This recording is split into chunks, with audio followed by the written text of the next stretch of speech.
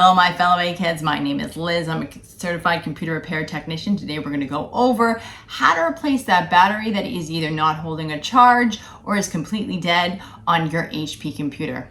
Let's get into it. So I'm inside the computer with my power cord unplugged. I'm going to grab the tabs and pull gently so that it comes undone. Next thing I'm going to do is I'm going to remove the screws. Now you can take a picture ahead of time if you want, if you're concerned about forgetting where the screws will go back or anything like that. A picture can really help with that. And now I'm going to gently pull out the battery and set it to the side, grabbing my new one, and I'm going to place it back in. Also keep in mind, if you find this video in any way helpful, please like, share, and subscribe. Okay, now that I have it gently pushed back in, I'm going to start adding the screws back. And just like so, they go back in, and then I'm going to go ahead and I'm going to plug it back in, and then I'm going to close the whole thing up. So easy peasy.